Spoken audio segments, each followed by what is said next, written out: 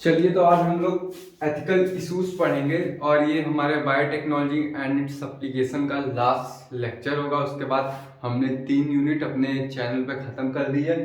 पहला unit biotechnology का पहला चैप्टर हमने ख़त्म किया, फिर उसके बाद हम आज दूसरा चैप्टर भी ख़त्म कर देंगे बायोटेक्नोलॉजी एंड इट्स एप्लीकेशन, और हमने ऑर्गेनिज्म एंड पॉपुलेशन भी ख़त्म कर दिया है। इसके बाद आज के लेक्चर के बाद कल का जो लेक्चर रहेगा वो नए चैप्टर में रहेगा। उस चैप्टर का नाम है ह्यूमन डिजीज एंड वेलफेयर। तो सबसे पहले हम आज एथिकल इश्यूज के बारे में समझते हैं। तो देखो, एथिकल मतलब होता है ना, अगर जनरली तुम गूगल पे सर्च मारोगे ना तो एथिकल मतलब होता है मोरल, या फिर मोरल वैल्यू किसी चीज की क्या है, उसी को हम लोग एथिकल इश्यूज में देखते हैं। मतलब कि किसी भी चीज का सोसाइटी में क्या मोरल वैल्यूज हैं, अर्थात कि उसकी महत्वपूर्णता क्या है, उसी को हम किस में लेते हैं, एथिकल इश्यूज में। तो एथिकल इश्यूज को हम एक और नाम से बोलते हैं, एथिकल मतलब क्या होता है, मोरल, या फिर मोरल बोल लो, प्रोनाउंसिएट अपने हिसाब से कर लो। तो एथिकल इश्यूज में हम लोग ये देखते हैं ना कि जैसे कि हम लोग कोई एक्सपेरिमेंट किए, ठीक है, जैसे कि मॉलिक्यूलर बेसिस ऑफ इनहेरिटेंस में हमने ग्रिफिथ का एक्सपेरिमेंट देखा।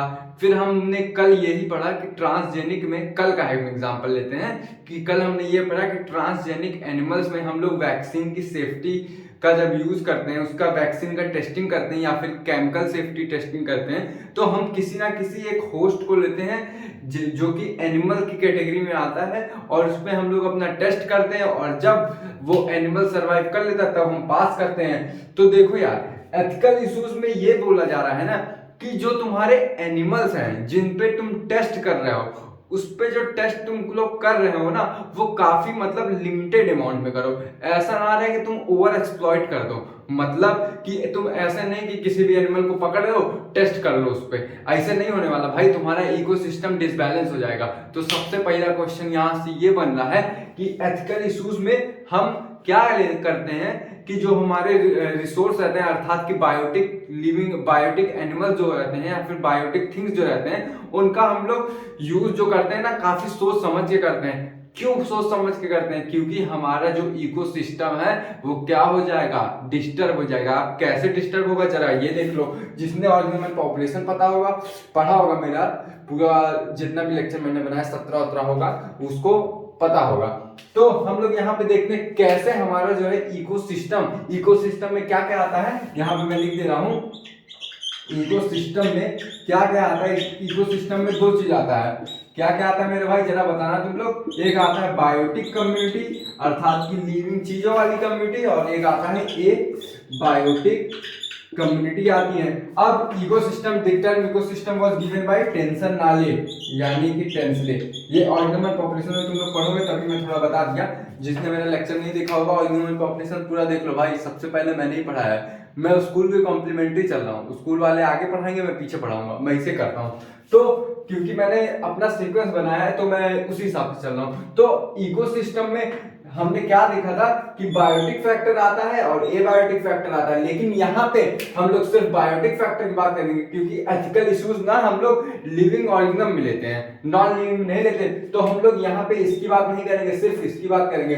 तो मान लो कि ये तुम्हारा डियर हुआ, और डियर को प्रीडेट करने वाला अर्थात कि खाने वाला कौन होता है, लायन हुआ, और लायन को खाने वाला कौन, डियर को खाने वाला, डियर को क्या खाता है, ग्रास को खाता है। तो अगर मान लो कि हम यहां से डियर हटा दें तो तुम्हारा लायन क्या खाएगा, ग्रास तो खाएगा नहीं, अर्थात कि यहाँ पे जो हमारा इकोसिस्टम है वो डिसबैलेंस हो जाएगा। या फिर तुम डियर को ले लो, और थोड़ा कॉम्प्लेक्स हम लोग करते हैं, डियर को ले लो, लायन को हटा दो। तो देखो मेरे भाई, डियर तो ग्रास को खाएगा, लेकिन एक ऐसा टाइम आएगा कि ग्रास पूरे खत्म हो जाएंगे और डियर के बीच कंपटीशन हो जाएगा। फिर जब कंपटीशन होगा तो तुम्हारी अल्टीमेटली जो डियर है वो क्या कर जाएंगी, एक्सटेंड कर जाएंगी। तो यहां से देख रहे हो ना कि अगर हम किसी चीज का ज्यादा यूज कर रहे हैं तो उससे भी हमारा इकोसिस्टम डिस्टर्ब। क्यों ज्यादा यूज हो रहा है, देखो मेरे भाई, जब तुमने लायन को हटाया तो हमारे डियर की क्या हुई, पॉपुलेशन अल्टीमेटली इंक्रीज हो गई। क्यों इंक्रीज हो गई, क्योंकि डियर को खाने वाले कोई बचे नहीं। जब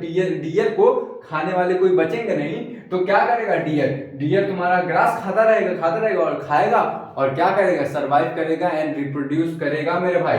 तो जैसे ही तुम्हारा डियर ने इसको खाया तो क्या करेगा, अपना जनसंख्या बढ़ाएगा। तो एक टाइम ऐसा आएगा कि यहाँ पे ग्रास खत्म हो जाएगा।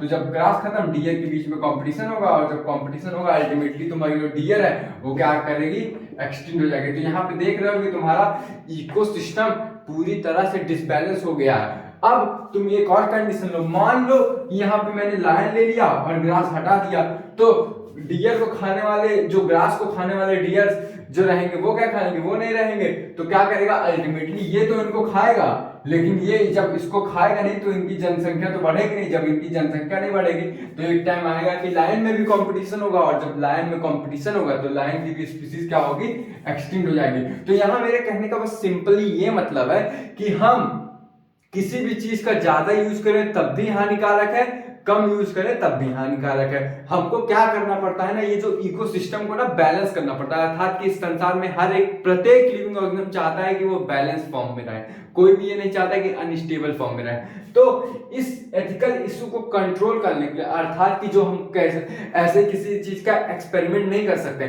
जैसे कि हम माइस लेते हैं, माइस हमने ग्रिफिथ के एक्सपेरिमेंट में लिया, कल वाले में लिया जब हमने वैक्सीन सेफ्टी में केमिकल सेफ्टी टेस्टिंग में लिया, माइस का हमने लिया कि माइस में वैक्सीन डाला, देखा कि वैक्सीन काम कर रही है कि नहीं। तो वो तुमको जो अप्रूवल दे रहा है वो कौन दे रहा है ना, तो वो जरा देख लो, वो तुमको दे रहा है अप्रूवल ना, ये मैं इरेज कर दे रहा हूं। तो हमको अप्रूवल कौन देता है कि भाई ठीक है तुम्हारा एक्सपेरिमेंट हमको काम का लग रहा है, हम तुमको क्या कहते हैं, अप्रूवल दे देते हैं, तुम एक्सपेरिमेंट कर लो अपना। ऐसे अप्रूवल किसी को नहीं मिल जाता अर्जी फर्जी एक्सपेरिमेंट के लिए। ये कहो कि तुम साला बस उसको चूहे को मारोगे एंजॉयमेंट के लिए, ऐसा करोगे क्या बे, घंटा ऐसे तुमको नहीं कोई अप्रूवल देगा। तुम्हारा अगर जो अप्रूवल कम्युनिटी है उसको तुम्हारे एक्सपेरिमेंट में दम लगा, जैसे कि इंसुलिन, जब ई कोलाई में देखा गया कि भाई इंसुलिन का प्रोडक्शन ई कोलाई भी कर सकता है, तो उनको ठीक लगा कि दे ले भाई तू इंसुलिन ले में ई कोलाई के साथ एक्सपेरिमेंट कर ले, क्योंकि हमारी बैक्टीरिया भी रहती है ना कहीं इकोसिस्टम को बैलेंस करती है मेरे भाई, ये ट्रुथ है।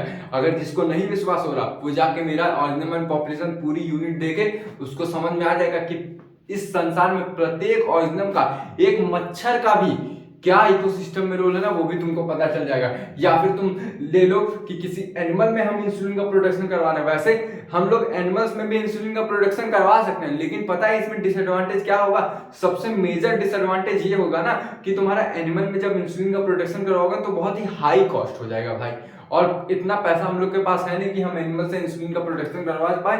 तभी हम क्या करते हैं, सस्ते में अपना ज्यादा प्रोडक्शन करना चाहते हैं, क्योंकि हर आदमी चाहता है कि उसका सस्ते में ज्यादा काम हो, तभी हम बैक्टीरिया की मदद लेना है। तो यहाँ पे इसको जो लिविंग ऑर्गेनिज्म को अपने एक्सपेरिमेंट्स के लिए यूज करना, उसका अप्रूवल अर्थात कि उसकी परमिशन किसने दिया, तो वो जरा तुम देख लेना, उसकी परमिशन दिया था जेनेटिक इंजीनियर एसोसिएशन कम्युनिटी। ठीक है मेरे भाई, आज मेरे को फुल फॉर्म इसका अच्छे से याद है, तो जेनेटिक इंजीनियरिंग एसोसिएशन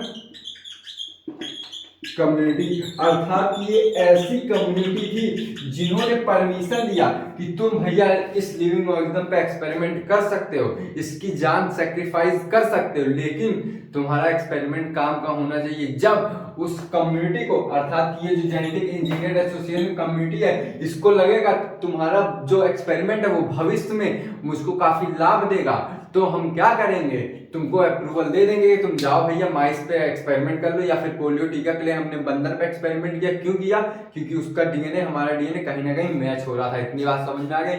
अब तुम्हारा एनसीईआरटी का para number first, para number second खत्म हो गया है। अब इसके बाद क्या है, अब हम आते हैं पेटेंट्स में आते हैं। तो देखो इस संसार में कोई भी ऑर्गेनिज्म हुआ, लिविंग ऑर्गेनिज्म हो रहा है, उसको हम कहीं ना कहीं मॉडिफाई करते हैं, कहीं ना कहीं उसका यूज करते हैं। किस चीज में यूज करते हैं, ताकि हम एक फूड बना सके, एक अच्छी क्वालिटी का फूड बना सके, या फिर एक अच्छी क्वालिटी का मेडिसिन बना सके। अभी बस सुन लो फिर अच्छे समझा रहा हूं। और वो जो चीज तुम बना रहे हो उसको तुम अपने नाम पे पेटेंट करवा लो, ताकि वो चीज कोई चोरी ना कर पाए। अभी पेटेंट भी अच्छे समझा रहा हूं, तो इसको मैं इरेज कर दे रहा हूं, इसका स्क्रीनशॉट ले लो।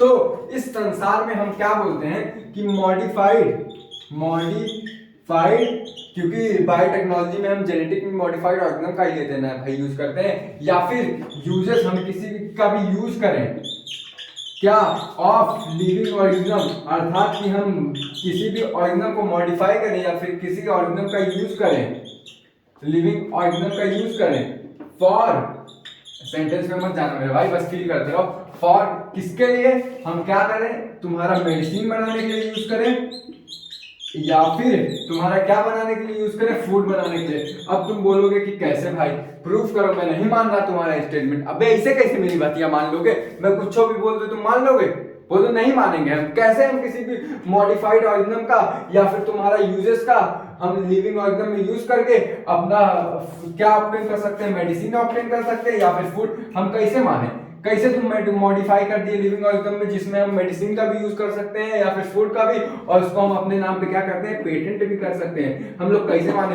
तो देखो भैया, तुमने पढ़ा होगा कि हम क्या करते हैं ना, बैक्टीरिया यानी कि एस्चेरिचिया कोलाई, उसको शॉर्ट में बोल दो ई कोलाई, ई कोलाई में क्या करते हैं ना, हाँ ई कोलाई में हम लोग क्या करते हैं, उसमें हम अपना इंसुलिन बनाते हैं। तो ई कोलाई का में हमने क्या किया, प्लाज्मिड डाला, उसमें अपना इंसुलिन बनाने वाला जीन डाला, ये ई कोलाई का डीएनए, यहाँ पे क्या होगा, खटाखट कॉपीज बनाएगा, ये खटाखट कॉपीज बनाएगा और उसको हम कमर्शियलाइज पर्पस के लिए यूज करेंगे, ड्रग्स के लिए। और ड्रग्स तुम्हारा क्या है मेरे भाई, मेडिसिन। तो एक बात तुमको प्रूव हुई कि नहीं कि हम लोग मॉडिफाई कर सकते हैं किसी भी लिविंग ऑर्गेनिज्म को। अरे मेरे भाई, ई कोलाई का एक नॉन लिविंग है, बोल मेरे भाई, ई कोलाई क्या एक नॉन लिविंग है, लिविंग है मेरे भाई।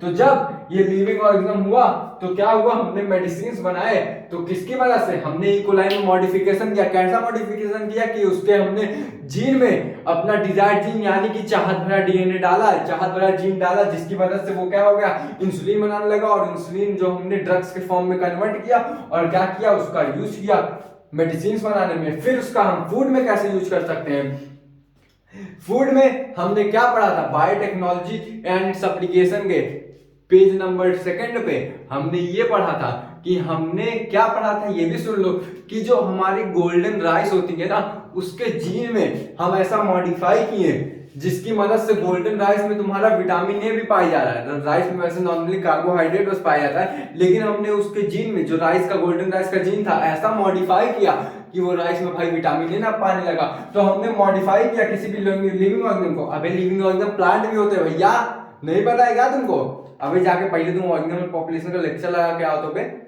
ऐसे आगे क्या ही पढ़ने। तो हम क्या करते हैं, किसी भी प्लांट को जेनेटिकली या फिर मॉडिफाइड लिविंग ऑर्गेनिज्म से बना लेते हैं, क्या बना लेते हैं, फूड बना लेते हैं। अब इसका एग्जांपल समझ में आ गया, हमने गोल्डन राइस का लिया, इसमें क्या किया, इंसुलिन वाला। तो जैसे कि मान लो मैंने कुछ आविष्कार किया, किसी दवाई का आविष्कार किया, या फिर मान लो अभी लेटेस्ट में क्या चल रहा है, कोरोना वायरस। अब कोरोना वायरस की वैक्सीन मैंने बनाई, तो वो जो वैक्सीन रहेगी ना, मैं अपने नाम से पेटेंट करवाऊंगा, यानी कि उस वैक्सीन का अगर कोई कॉपी बनाना चाहेगा तो वो मुझसे परमिशन लेगा, और जो उस वैक्सीन से उसको प्रॉफिट होगा, उस प्रॉफिट का कुछ हिस्सा मेरे को देगा। तो उसी को हम क्या कहते हैं, पेटेंट। अर्थात कि वो जो दवाई है तुम खुद बना रहे हो और तुमसे वो दवाई कोई बेचने के लिए तुमसे परमिशन मिलेगा, और क्या करेगा, जो उसका प्रॉफिट होगा वो भी तुम्हें देगा, और उसी दवाई या फिर फूड को हम लोग क्या कहते हैं, पेटेंट फूड बोलते हैं। मेडिकल स्टोर में जाओगे तो यहाँ पे जो सागन वाले होंगे वो जाएंगे अंसारी वाले पे, तो बोलेंगे भाई हमको पेटेंट पैरासीटामोल दे दो या फिर पेटेंट एजिथ्रोमाइसिन दे दो, तो वो लोग क्या करेंगे, 92 रुपीज का एजिथ्रोमाइसिन दे देंगे और 32 का पैरासीटामोल देता है। तो वो सब पेटेंट दवाई रहती है। तो उस पेटेंट पे क्या रहता है, वो दवाई का जो पेटेंट रहता है उस पे कोई अगर दूसरा कंपनी उसको बनाना चाहेगा ना, तो वो उस पेटेंट वाले से पैसा, उस पेटेंट वाले परमिशन लेगा, और क्या करेगा, परमिशन लेने के बाद तुम्हारा क्या करेगा, जब वो बेचेगा तो उसका जो प्रॉफिट होगा वो भी उसको देगा। इसको एक बार हम लोग अच्छे से समझते हैं कि मान लो कि कैसे समझाऊं, ये तुम लोग लिख लिए, मैं कुछ एग्जांपल सोच रहा हूँ कि कैसे तुमको ज्यादा फील करके समझाओ पेटेंट का मतलब, क्योंकि ये पेटेंट वाला बहुत ही मस्त टॉपिक है और तुमको समझना आना चाहिए क्योंकि डॉक्टर बनने वाले। मान लो एक कंपनी होती है अर्निस्ट के नाम की कंपनी है। ये कंपनी तुम्हारी मेडिकल वाली कंपनी है, अर्निस्ट फार्मेसी, ये तुम्हारी कंपनी है, और ये कंपनी मान लो कि मेडिसिन बना रही है। अब कौन सी मेडिसिन बना रही है, मान लो कि ये कंपनी बना रही है एजिथ्रोमाइसिन। एजिथ्रोमाइसिन इस कंपनी ने, मान लो कि अर्निस्ट कंपनी ने, अर्निस्ट फार्माथ्रिस्ट, मतलब अर्निस्ट नाम की कंपनी ने, फार्माथ्रिस्ट में बोलने जा रहा था, तो अर्निस्ट नाम की कंपनी ने मान लो एजिथ्रोमाइसिन सबसे पहले बना लिया। अर्थात एजिथ्रोमाइसिन तुम्हारा क्या होता है, जीके के लिए ले लो, ये तुम्हारा एंटीबायोटिक होता है। तो इस कंपनी ने तुम्हारा जो क्या है एंटीबायोटिक बना लिया। अब क्या होगा मेरे भाई, ये जो एजिथ्रोमाइसिन है, अगर कोई फर्दर कंपनी, मान लो फर्दर कंपनी का मैंने कुछ भी नाम ले लिया, कौन सा नाम ले लूं, ग्लॉजी ले लेता हूं, ग्लॉजी नाम की कंपनी है, ये तुम्हारा मान लो ये एजिथ्रोमाइसिन बनाना चाहती है, तो ये क्या करेगी ना, अर्निस्ट वाले कंपनी से बोलेगी भैया हम आपका जो एजिथ्रोमाइसिन है वो अपने बेचना चाहते हैं, तो आप इसका फॉर्मूला दे दीजिए, जो मटेरियल है भाई इसी से लेगा ना तभी बनाएगा। तो बोलेगा ठीक है भैया हम दे तो देंगे, लेकिन तुमको ये हमसे खरीदना पड़ेगा, इसका फॉर्मूला भी, साथ में जो तुम्हारा प्रॉफिट होगा वो भी हमको शेयर करना पड़ेगा। तो ये बोलेगा ठीक है ठीक है। तो ये क्या करेगा भैया, अपना सारा चीज फॉर्मूला सब बना देगा, लेकिन एजिथ्रोमाइसिन, लेकिन जो तुम्हारा प्रॉफिट है वो भी इससे शेयर करेगा, और साथ में इस जो फॉर्मूला को खरीदने के लिए पैसा देगा वो भी करेगा। समझ में आ गया कि व्हाट इज पेटेंट, समझ में आ गया तुम लोग को भाई फील के साथ, हाँ या ना में जवाब दे दे मेरे भाई। चलो अब दूसरा हम लोग टॉपिक पढ़ते हैं। देखो इस टॉपिक को ना हम लोग सीक्वेंस वाइज पढ़ नहीं सकते। अब देखो कभी कभार क्या होता है ना मेरे भाई, कि कोई चीज कोई कंपनी बनाई और उस कंपनी से परमिशन नहीं लिया और वो लीक हो गई। फॉर एग्जाम्पल कि जैसे कि कोई मूवी आने वाली थी, मान लो कोई सुपर 30 नाम की मूवी, तुम लोग समझ देखे होंगे, सुपर 30 नहीं, छोड़ो अभी मेरे भाई, लेटेस्ट मूवी चलते हैं, पुष्पा नाम की मूवी आ गई है अल्लू अर्जुन की, या फिर बैक, ये वाला एग्जांपल है, स्पाइडरमैन आ गई है, हाँ अब फील आएगा, अब लवंडे अच्छे समझेंगे। स्पाइडरमैन की मूवी आई है जो नो वे होम है, तो स्पाइडरमैन मूवी आने से पहले काफी लीक्स आए थे, ठीक है मेरे भाई। तो जो लीक्स आए थे वो लीक्स को अगर हम पहले ही बेच दें, ठीक है, बिना उसकी परमिशन के, मान लो ये जो स्पाइडरमैन मूवी है आई थी 15 तारीख को, और हम क्या करें उसको 13, 14, 15 को, या जो उसका प्रीमियम होता है उसमें वो मूवी रिकॉर्डिंग करके हम लोग बेच दें, तो तुम्हारा जो कंपनी को प्रॉफिट होगा ना, वो प्रॉफिट जो उस कंपनी को होने वाला था वो तुमको हो जाएगा। कैसे हो जाएगा, क्योंकि तुम उसको यूट्यूब पे पब्लिश कर दोगे, और जब यूट्यूब पे पब्लिश करोगे तो जितने ज्यादा व्यूज आएंगे उतने ज्यादा तुमको पैसा मिलेंगे। तो क्या होता था ना, कुछ लोग ऐसे रहते थे ना, चंट टाइप के लोग, जो तुम्हारा सामान है, मूवी तो एक डायरेक्टर बनाएगा ना मेरे भाई, मूवी डायरेक्टर बनाया, मान लो कि ये जो मूवी है डायरेक्टर ने बनाया स्पाइडरमैन होमकमिंग नो वे होम, तो जो मूवी डायरेक्टर ने बनाया वो मूवी का पैसा भी इसने नहीं दिया। मतलब जो आदमी चुरा, मान लो कि कौन सा आदमी का नाम लूं, मान लो कि अरुण नाम का मेरा दोस्त है, तो अरुण ने ये स्पाइडरमैन मूवी का चोरी किया, रॉबरी कर लिया। इसने क्या किया कि 5-6 दिन पहले प्रीमियम में गया था स्पाइडरमैन वाले, वहां से मूवी पूरी रिकॉर्ड करके पब्लिश कर दिया।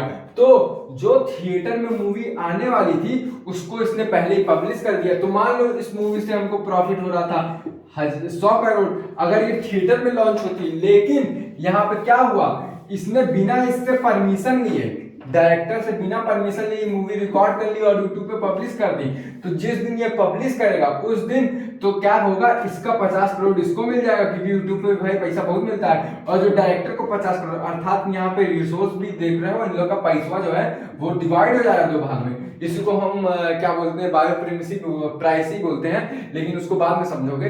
अभी यहाँ पे ये समझो जो मैं समझाने जा रहा हूँ। यहाँ पे एक चीज तुमने समझने की कोशिश की, मैं क्या बताने की कोशिश कर रहा हूँ, कि ये जो अरुण नाम का लड़का है उसने ये स्पाइडरमैन के डायरेक्टर से पैसा भी नहीं लिया, मतलब कि इससे परमिशन भी नहीं ली, और उसको बेच भी रहा है, और इसी का चीज ये खुद बेच रहा है और प्रॉफिट भी अच्छा खासा कमा ले रहा है। क्योंकि भाई यहाँ पे 50 करोड़ ये कमा लिया ना, 100 करोड़ मतलब उस मूवी पे पूरा इनकम था, पूरा कमा लेते ये लोग, लेकिन 50 डायरेक्टर कमाया, 50 ये पहले कमा लिया, क्योंकि ये बिना परमिशन के क्या किया, इससे जो बिना परमिशन के स्पाइडरमैन मूवी लीक कर दिया, यूट्यूब पे पोस्ट कर दिया। अब इतनी जो मैंने रामायण कहती उससे उस पे एक रियल बेस्ड स्टोरी हमारी एनसीईआरटी ने लिखा, वो भी समझ लो।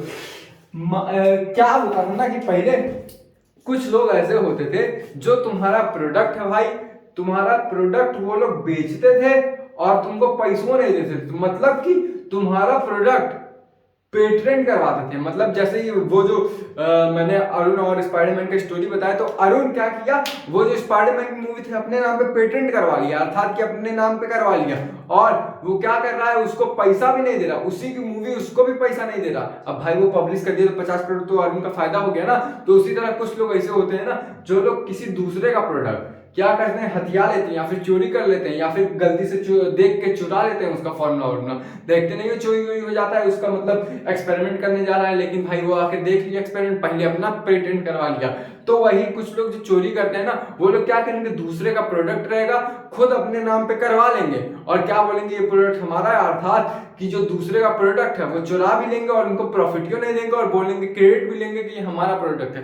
तो उसी पे एनसीईआरटी ने एक प्यारी सी कहानी बताई है कि राइस था, ठीक है, ये राइस जो था ना इंडिया में कई सारे सालों पहले से आ रही है, मतलब कि ट्रेडिशनल टाइम से ये राइस आ रही है। तो ये राइस में हमारे इंडिया में लगभग 2 लाख वेराइटीज हैं। तो क्या हुआ ना भाई कि कुछ अमेरिकन कंपनी थी, कुछ अमेरिकन कंपनी ने क्या किया ना, जब वो इंडिया आए तो उन्होंने क्या देखा कि यहाँ इंडिया के लोग थोड़े उस टाइम लिटरेट थे ट्रेडिशनल टाइम में, तो इन्होंने तो पेटेंट का मतलब समझा नहीं था। तो ये जो अमेरिकन कंपनी है वो इंडिया आई और उन्होंने क्या चालाकी किया ना कि इंडिया वालों को बेवकूफ बना के अमेरिकन कंपनी ने ये राइस को अपने नाम पे पेटेंट करवा लिया। और पेटेंट इन्होंने कैसे करवाया, इन्होंने क्या किया ना, ये जो भाई इन्होंने लिया बासमती राइस।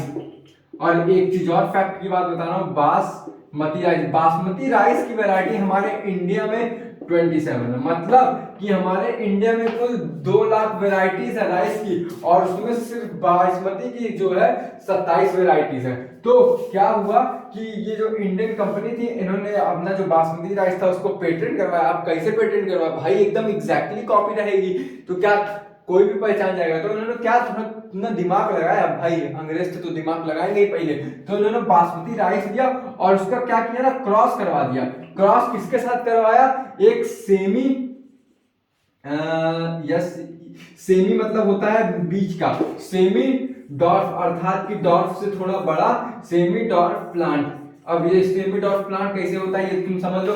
मान लो ये तुम्हारा बड़ा प्लांट हुआ, ठीक है मेरे भाई, और ये मान लो तुम्हारा छोटा प्लांट हुआ, तो इसके बीच का जो है ये तुम्हारा होता है, ये तुम्हारा हो गया सेमी डॉर्फ प्लांट।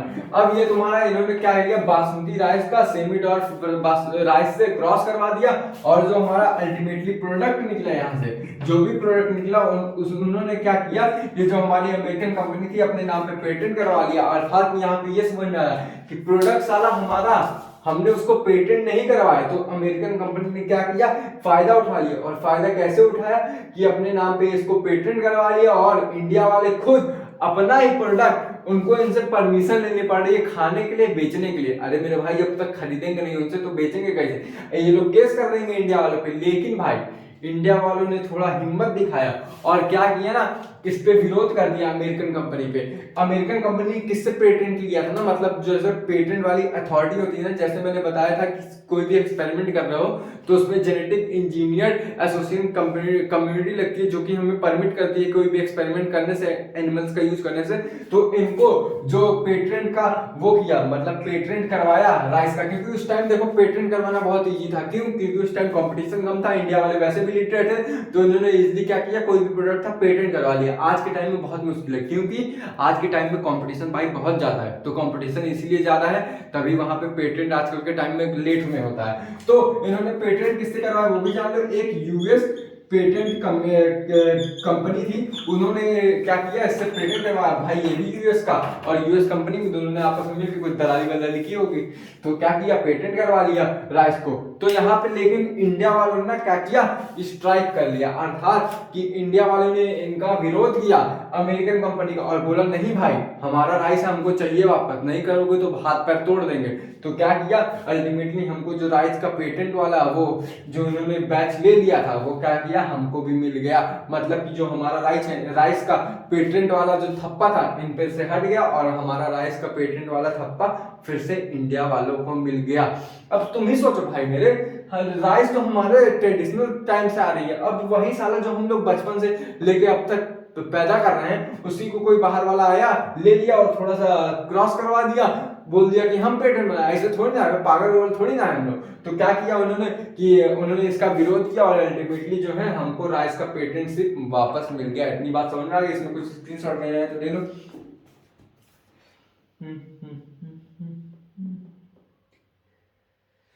एक चीज और याद कर लेना मेरे भाई कि ये जो पूरी घटना हुई थी ना, वो कब हुई थी? 1973 में हुई थी। ये डेट इंपॉर्टेंट लग रहा है तो लिख दो।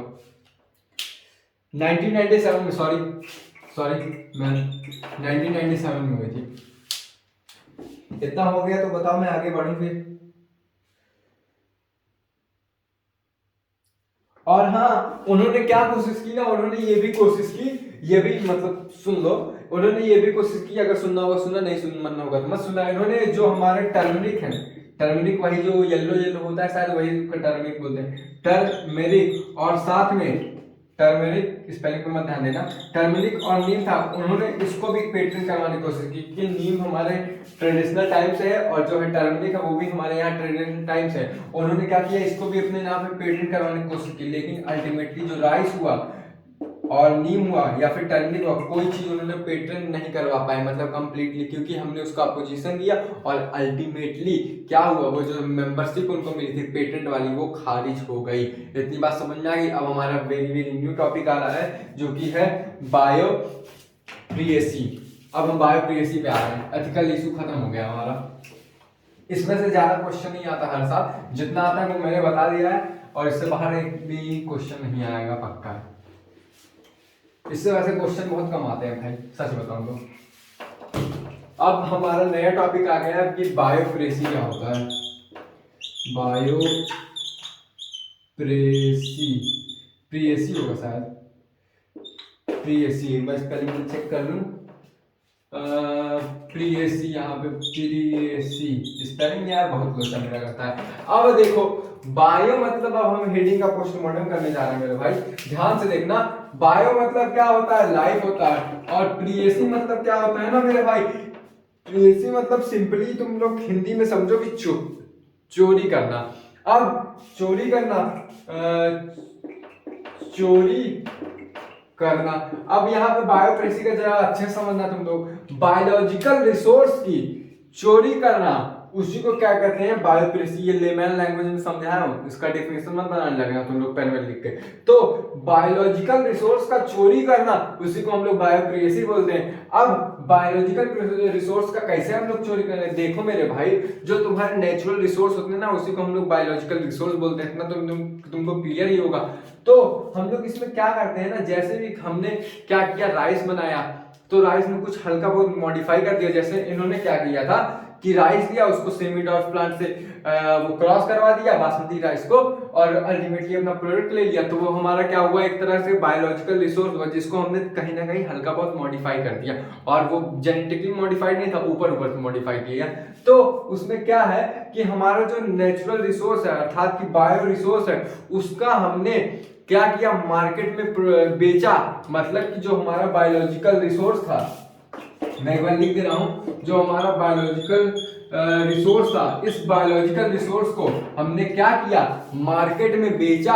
अर्थात कि जो हमारी मल्टीनेशनल कंपनी थी, ये तुम्हारा लिख लो, मल्टीनेशनल कंपनी थी, इन्होंने क्या किया, हमारा जो बायोलॉजिकल रिसोर्स था, और मल्टीनेशनल कंपनी मतलब फॉरेन कंपनी, जैसे कि राइस जो था उसका क्या किया, जो अमेरिकन कंपनी थी अपने नाम से पेटेंट करवा ली। तो ऐसा मतलब, जैसे मैंने फिल्म वाला एग्जांपल दिया, तो तुम्हारा जो प्रोडक्ट है वो तुम्हारे अलावा कोई दूसरा बेच रहा है। जैसे कि तुम्हारी मूवी है तो उसको मैं पहले में रिलीज कर देता हूँ, या फिर उस मूवी को मैंने पहले ही लॉन्च कर दिया, तो मैं फॉरेन पार्टी करूंगा ना, अर्थात मैं मल्टीनेशनल कंपनी में आऊंगा। तो तुम्हारा जो रिसोर्स है, अर्थात कि तुम्हारा जो बायोलॉजिकल रिसोर्स है, वो किसी मल्टीनेशनल कंपनी, अर्थात कोई बाहर वाली कंपनी यूज कर लिया बिना तुम्हारी परमिशन के, उसी को क्या बोलते हैं, बायोप्रेसी। प्रेसी मतलब क्या होता है, चोरी करना। तो यहाँ पे क्या चीज चोरी हुआ, जो बायोलॉजिकल रिसोर्स था उसका किसने चोरी किया, मल्टीनेशनल कंपनी ने। और क्या किया, विदाउट परमिशन।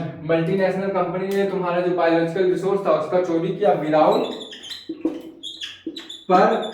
इमिशन, बिना परमिशन के तुम्हारा जो मल्टीनेशनल कंपनी थे वो ने क्या किया, बायोलॉजिकल रिसोर्स का चोरी किया। अब इसका जो डिफिनेशन है एनसीईआरटी वाला हम लोग पढ़ लेते हैं, तुमको पढ़ना जरूरी है कि biopiracy is the term used to refer the use of biological resource by multinational companies and other organisation, अर्थात की और सब जो ऑर्गेनाइजेशन है उन्होंने यूज किया विदाउट प्रॉपर अथॉरिटी, मतलब कि अथॉरिटी मतलब यहाँ पे विदाउट परमिशन बोल दो, तो विदाउट परमिशन यहाँ पे विद आउट लिख दो, खुल जा मेरे भाई, विदाउट परमिशन या विदाउट तुम लोग क्या लिख दो, अथॉरिटी, विदाउट अथॉरिटी तुमने क्या किया, बायोलॉजिकल रिसोर्स का यूज किया।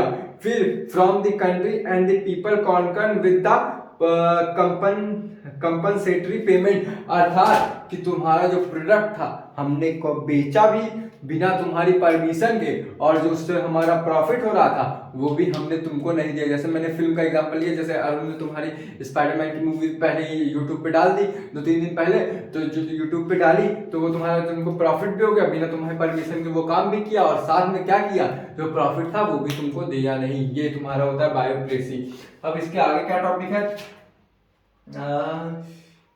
इसके आगे ये टॉपिक है जो हमारा बायोलॉजिकल रिसोर्स होता है ना, वो क्या होता है, कहीं ना कहीं ट्रेडिशनल नॉलेज से आता है।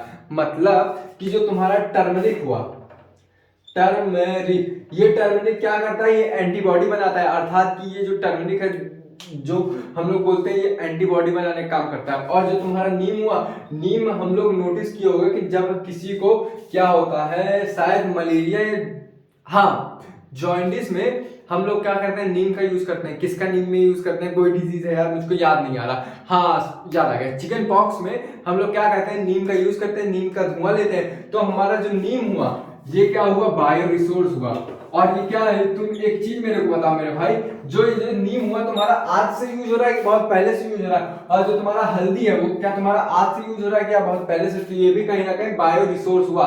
और एग्जांपल तुम ले लो, जैसे राइस हुआ वो आज से है कि बहुत पहले से, तो हम लोग क्या करते हैं ना, ये जो तुम्हारा राइस है वो भी तुम्हारा बायो रिसोर्स में आ जाएगा। ये सब बहुत पहले से हम लोग यूज कर रहे हैं, तो ये हमारा ट्रेडिशनल नॉलेज में आता है ना, मतलब कि हम लोग पहले से इसको जान रहे हैं। तो जो पहले से जानते हुआ हमारा बायोलॉजिकल रिसोर्स है उससे हम लोग क्या कर सकते हैं ना, वो कम टाइम में हम लोग ज्यादा प्रोडक्शन कर सकते हैं, यानी कि ज्यादा बेच सकते हैं, कॉमर्शियलाइज कर सकते हैं। आप कैसे कर सकते हैं, जैसे कि हमको पहले से ही पता है कि नीम से हमारे क्या रहते हैं, जो पैथोजन होते हैं अर्थात कि डिजीज कॉजिंग एजेंट होते हैं वो मरते हैं, तो हम क्या करेंगे, नीम का प्रोडक्शन ज्यादा करेंगे। और जब हमको पहले से पता है तो नीम कैसे होता है, तो हमारा टाइम भी बचेगा, साथ में हम और भी इफेक्टिव तरीके से उसको पैदा भी करेंगे, और अल्टीमेटली क्या करेंगे, हमारा जो कॉमर्शियलाइज अर्थात कि उसको लार्ज अमाउंट में कॉमर्शियलाइज कर देंगे। अब ये हमारा जो बायोप्रेसी का दूसरा पैरा भी खत्म हो गया, इसको मैं रीड करना चाहूंगा। ये और यहाँ पे बायोडाइवर्सिटी भी आती है, वो सब बात की बात है। अब मैं एक बार फिर से रिपीट कर रहा हूँ, जो most of the industrial nation and rich financial but poor in biodiversity and traditional knowledge, मतलब कि बहुत सारे ऐसे इंडस्ट्रियल नेशन है, ऐसे लोग हैं जो फाइनेंशियली तो काफी रिच हैं, लेकिन उनको जो हमारी बायोडाइवर्सिटी अर्थात की ट्रेडिशनल नॉलेज नहीं पता। कैसे, क्योंकि बहुत लोगों को ये पता ही नहीं होगा कि नीम से हमारी जो पैथोजन है वो डेथ होती है, या फिर टर्मिस से हमारी एंटीबॉडी बनती है, तो बहुत सारे लोगों को ये पता ही नहीं होगा। In contract the development and the under development world in rich in biodiversity and traditional related to bio resource. यहाँ पे ये बताने की कोशिश कर रहा है कि जो हमारा वर्ल्ड है वो किससे रिच है, मतलब कि जो हमारा वर्ल्ड है वो किससे ज्यादा अमीर है, बायोडाइवर्सिटी से, अर्थात कि जो हमारे यहाँ पे भिन्नता पाई जाती है, कई सारे लिविंग ऑर्गेनिज्म की डाइवर्सिटी पाई जाती है, उससे रिच है। क्योंकि मेरे भाई यहाँ पे कुत्ता बियार से सियार और जो तुम्हारे चींटी हुए, मॉस्किटोज हुए, और जो तुम्हारे कुछ भी हुए भाई, यहाँ पे बायोडाइवर्सिटी पाई जाती है, अर्थात कि जो हमारा अर्थ है उस वहाँ पे बायोडाइवर्सिटी ज्यादा है, और साथ में बायोडाइवर्सिटी के साथ साथ ट्रेडिशनल नॉलेज भी जाता है। अब नॉलेज में यहाँ पे खुद ही देख लो, मैंने 3 बताए, तुम्हारे एनसीईआरटी बुक में लिखा है, नीम हुआ, टर्मरिक हुआ और राइस हुआ। हमको क्या है कि जो हमारा अर्थ है उसमें क्या है, रिच, बायोडाइवर्सिटी ज्यादा है और ट्रेडिशनल नॉलेज ज्यादा है। वो किससे रिलेट करती है, बायो रिसोर्स से। इतनी बात समझ में आ गई। अब जो हमारा इंपॉर्टेंट पॉइंट है वो ध्यान से सुनना, traditional knowledge related to bio resource can be exploited to the developed model application. इसको हम डेवलप मॉडल एप्लीकेशन में यूज कर रहे हैं कि नहीं, कैसे यूज कर रहे हैं? हमारा भाई जो स्मॉल पॉक्स है वो क्या खत्म हो गया? नहीं खत्म हुआ भाई। तो आज भी मॉडर्न एप्लीकेशन में उसका यूज हम लोग कर सकते हैं कि नहीं? बायोलॉजिकल रिसोर्स का कैसे कर सकते हैं? नीम का पेड़ लाओ, उसको जला दो, तो अपने पास आसपास रखोगे, तो जिसको स्मॉल पॉक्स हुआ या फिर चिकन पॉक्स हुआ उसको खत्म हो जाएगा। तो वही यहाँ पे बोला है and we also be use to save time. यहाँ पे टाइम सेव हो रहा है क्योंकि हमारे ट्रेडिशनल लोगों ने अर्थात कि प्राचीन वाले लोगों ने पहले बता दिया था कि इसका यूज क्या है। तो यहाँ पे टाइम भी कम लगा और एफर्ट्स भी कम लगे और जो एक्सपेंसिव भी कम है, और क्या हुआ, इसको हम कम टाइम में ज्यादा कमर्शलाइज भी कर लिए। अब हमारा जो लास्ट पॉइंट है वहां पे हमने क्या किया कि ये जो तुम्हारे रिसोर्स है ना वो जैसे कि कोई और ना यूज करे। मैंने अभी बताया कि पेटेंट जब चीज करवाते हैं ना कोई दूसरा तुमसे यूज करेगा तो उसके लिए तुमसे उसको परमिशन लेनी पड़ेगा कि हम यूज करें, और साथ में तुमको प्रॉफिट भी शेयर करना पड़ेगा। तो इसको मतलब ना करने के लिए, जैसे कि कोई प्रोडक्ट हमारा है, जैसे इंडिया में हम लोग रह रहे हैं, इंडिया में राइस हो रहा है, तो जो अमेरिका वाला कंपनी है उसको अगर हम लोग चाहें तो दे भी सकते हैं, ना भी चाहे ना भी दे सकते हैं। मतलब कि जैसे हमने राइस के केस में ये बताया कि हमने वो पहले ले लिया, पेटेंट करवा लिया, हमको जब नॉलेज था, लेकिन जैसे ही हमारी लिटरेसी रेट आगे हुई तो हमने क्या किया, वो छीन लिया उसने। तो उसी तरह मान लो कि यहाँ पे इंडिया में राइस का प्रोडक्शन ज्यादा है, मैं उसी एग्जांपल समझा रहा हूँ। तो कोई फॉरेन कंपनी आई या फिर अमेरिका वाली कंपनी आई, तुमसे वो जब तक परमिशन नहीं ले देती कि भैया हमको आपका जो ये राइस है उसको पेटेंट करवाना है, अगर आप परमिशन दे रहे हैं तो ठीक है, नहीं परमिशन दे रहे हैं तो वो जबरदस्ती नहीं कर सकता, तो या वो जबरदस्ती भी नहीं कर सकता, और अगर तुम उसको दोगे तो वो तुम्हारे पेटेंट का जो है उसका पैसा भी देगा और साथ में जो उसको प्रॉफिट होगा वो भी देगा। तो यहाँ पे उसके लिए एक लॉ आया जो कि पार्लियामेंट ने जारी किया, और वो लॉ का नाम है, क्या नाम है, इंडियन जो लॉ है वो लॉन्च हुआ था उस किस नाम से, इंडियन पेटेंट बिल के नाम से वो जो लॉ आया था। और इस बिल में क्या था, बस यही था कि जैसे कि तुम्हारा कोई प्रोडक्ट है, तुमने अपने नाम पे पेटेंट करवा लिया, तो वो कोई कंपनी आएगी उससे लेगी, जैसे मैंने अर्निस्ट का एग्जांपल दिया था और साथ में मैंने ग्लॉसरी का एग्जांपल दिया था। तो वो जो पेटेंट वाला तुमने करवाया अपने नाम पे, इंडियन पेटेंट बिल के नाम से करवाया, तो कोई और कंपनी आई उसको अगर लेने की कोशिश करेगी तो क्या होगा, तुमसे परमिशन लेके, अगर तुम परमिशन लेके उसको पेटेंट वाला बनाने दे रहे हो तो ठीक है, अगर नहीं बनाने दिया तो वो तुम पे फोर्स भी नहीं कर सकता, और साथ में अगर तुमने उसको दिया बनाने के लिए तो वो क्या करेगा, उसको बनाने के लिए पैसा भी देगा तुमको। मतलब कि जो कंपोजिशन है केमिकल से, जिस केमिकल से तुमने दवा बनाया या फिर जो तुम्हारा राइस बन रहा है उसको बनाने के लिए पेटेंट करवाने के पैसा भी देगा। मतलब यहाँ पे दवा समझते हैं, दवा जो तुमने बनाया, पेटेंट करवाया इंडियन पेटेंट बिल से, उस कंपोजिशन का अर्थात कि वो जिस केमिकल से बना उसका भी पैसा देगा, और साथ में उस कंपनी का जो प्रॉफिट हो रहा है उसका भी पैसा देगा। तो आज की बातें यहीं तक, कल की बातें कल करेंगे। जय हिंद, जय भारत। और कल हम लोग क्या करेंगे, ह्यूमन डिजीज एंड वेलफेयर का नया चैप्टर शुरू करेंगे। तब तक बाय बाय, टेक केयर।